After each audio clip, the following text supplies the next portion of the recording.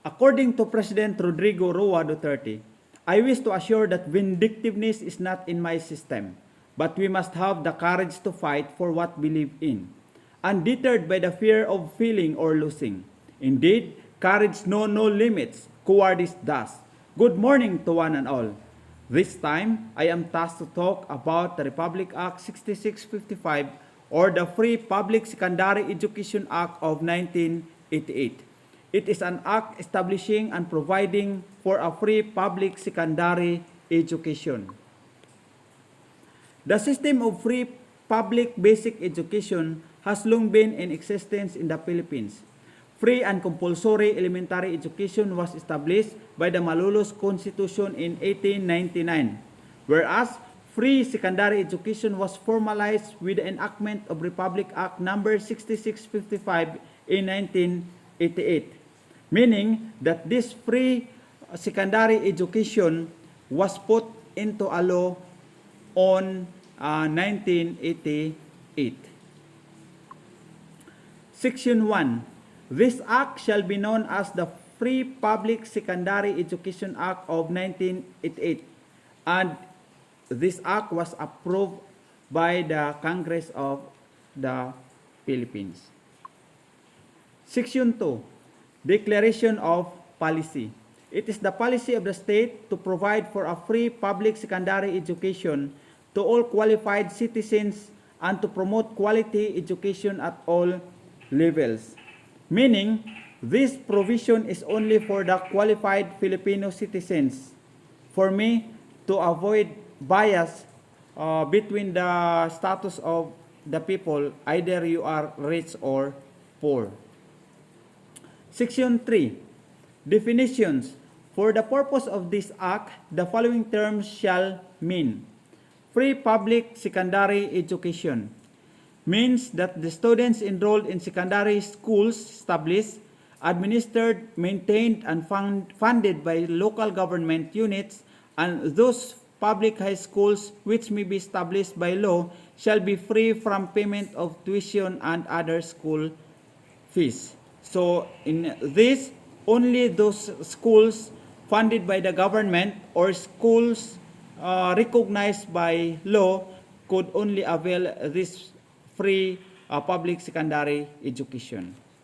Tuition fee refers to the fee representing direct costs of instruction, training, and other related activities, and for the students' use of the instruction and training facilities.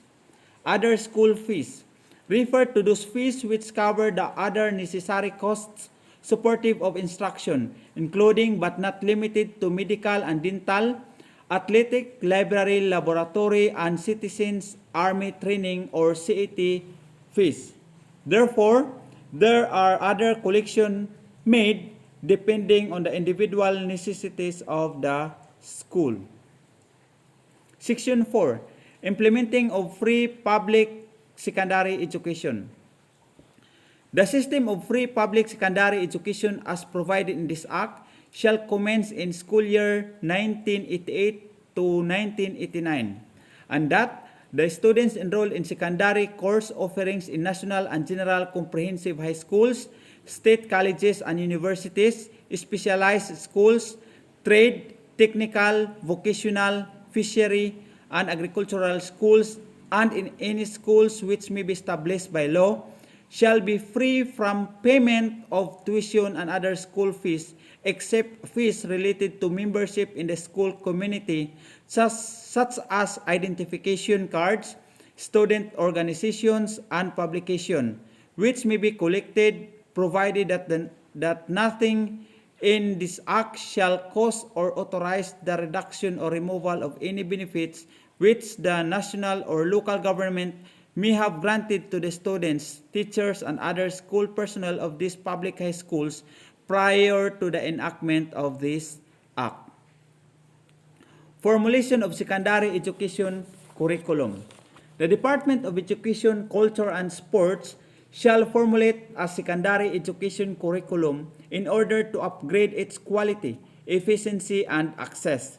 In addition to providing the high school students with general skills, knowledge, and values, such as curriculum, must include vocational and technical courses that will give the students gainful employment. Yes, it is true that the curriculum must be favorable to the outcome, employment of the students. For me, that highest educational attainment is nothing if students do not have their work someday that fit to their courses. Section 6, Limitation. The right of any student to avail of free public high school shall terminate if he fails for 2 consecutive school years in the majority of the academic subjects in which he is enrolled during the course of his study, unless such failure is due to some valid cause. Example of these academic subjects are English, Math, and Science. Section 7, Nationalization of Public Schools Secondary.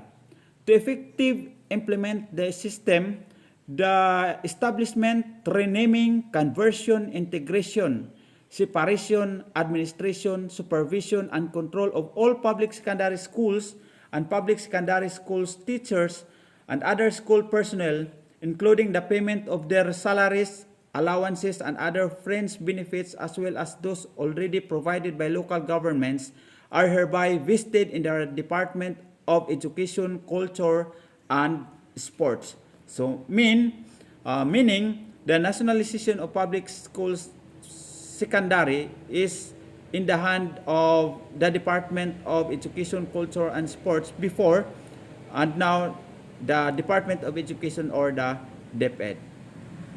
Section 8, Priority in Admission.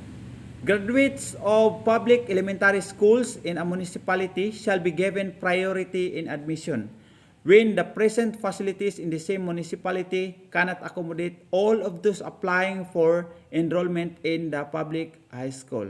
I think it is self-explanatory. Section 9, Implementing Rules and Regulations. The Secretary of Education, Culture, and Sports shall issue the necessary rules and regulations to implement this act. So again, the in charge of this is the DEX or DepEd. Section 10, the funding. The President is hereby authorized to realign or transfer any item of appropriation within the Department of Education, Culture, and Sports, and or utilize any savings therein to carry out the purposes of this act. Whatever additional amount as may be needed for its implementation shall be included in the General Appropriation Acts for the ensuing of fiscal year. So that's it. So the funding is important to have as the quality education. Section 11, Repealing Clause. All laws or parts thereof inconsistent with any provision of this act shall be deemed repealed or modified as the case may be. Section 12, the effectivity. Republic Act 6655, also known as Free Public Secondary Education Act of 1988, was formally approved this date, May 26, 1988.